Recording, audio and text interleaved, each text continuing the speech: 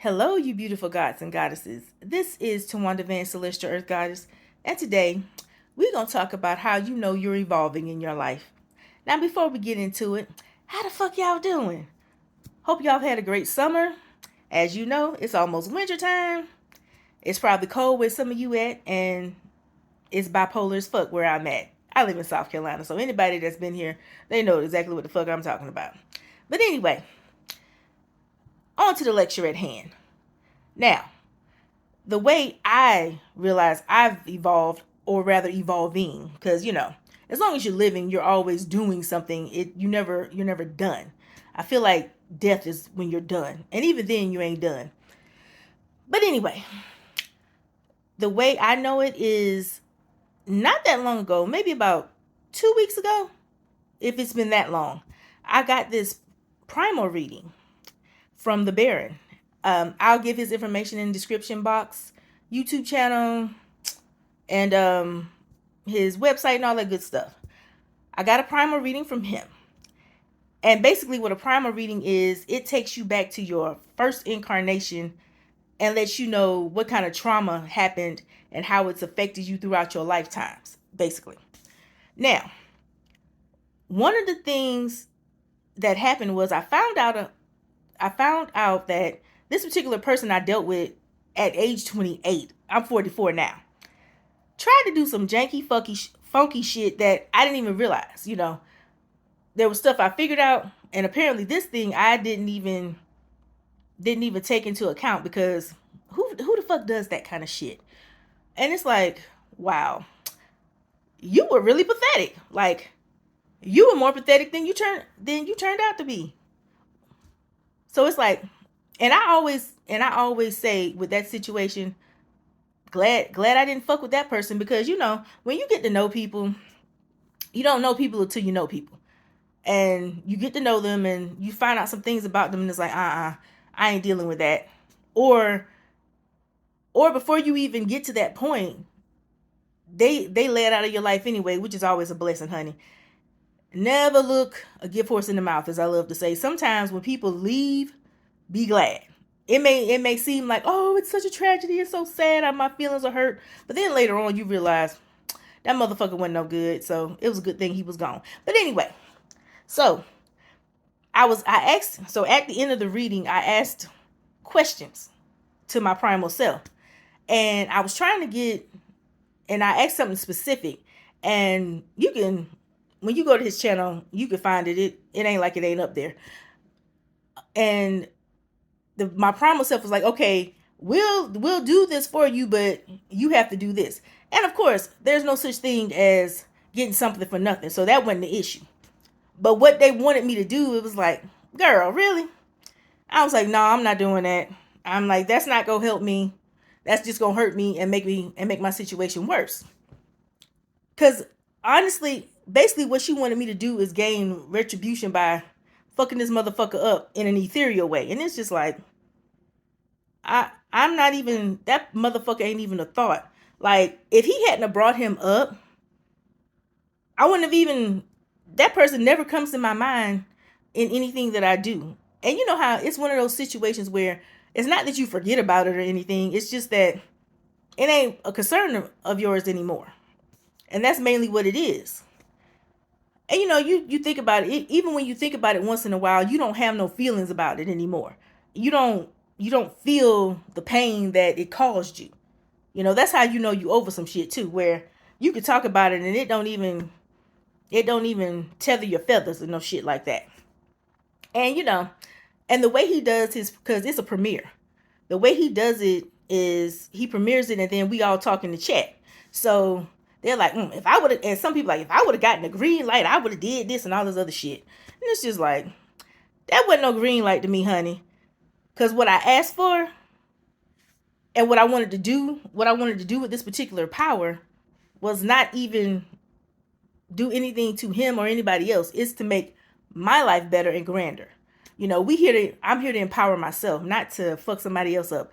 Because trust and believe, some people are so self-destructive that they fucking their own lives up. Their actions are piling up karma, and karma is beating they asses.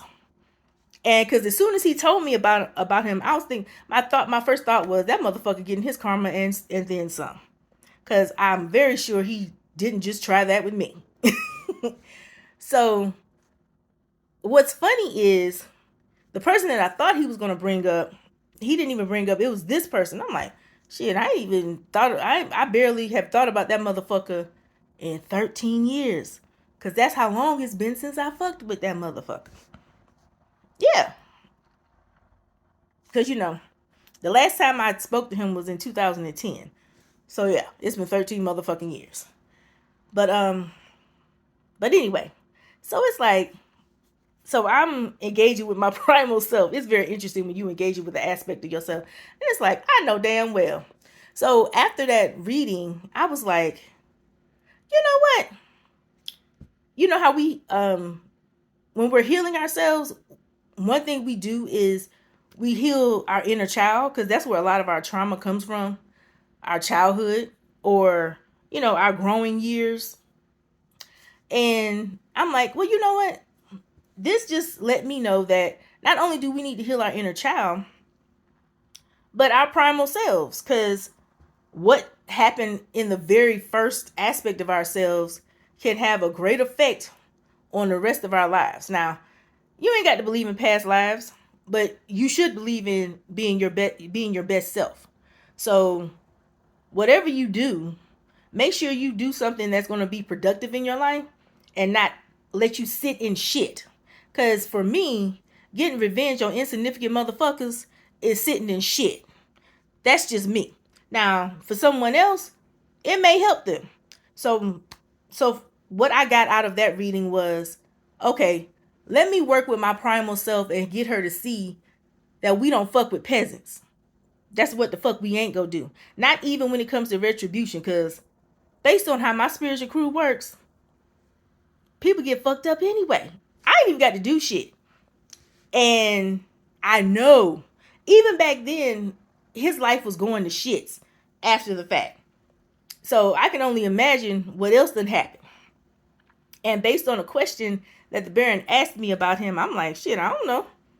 I wouldn't even know. I'm like, maybe that did happen to him. But anyway, and what's funny is Shango Rei, who's another great occultist, he does cartomancy readings on his live sometimes. And something compelled me to ask him a question about another particular person. And not only did he confirm what I already was figured out, but he gave me some extra fucking information. I'll give you his information too. And it's just like, damn, it's just crazy when you realize that people that you think are good people are trash. Now, that doesn't mean everybody in the world is horrible. Because if you don't think you're horrible, then you should know there's some other good people in the world too. So I'm not saying this to tell people that don't like anybody. That's just stupid. Because I don't give a fuck how much of a loner you are. You're not in this world by yourself. You're not in this world by yourself in the physical form, nor in the spiritual form. Because you got people on the spiritual side helping you, and you got people in the real world that help you. Now, we ain't gonna get into what's the real world and all that other shit. Like, sometimes when you use certain terms, spiritual people want to go all over the place. And I say, shut the fuck up and follow the context that I'm giving. Okay? Anyway. But yes, the whole point is when you hear about somebody that did you wrong in the past and you get new information about it and it don't faze you one way or another, that's how you know you over the shit.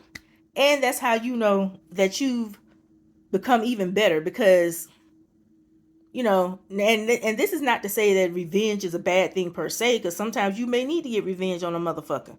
So if that's how you can get to your next phase, then whatever. Just make sure you don't do stupid shit that can get your ass locked up in jail or killed, because then you served no motherfucking purpose. Okay?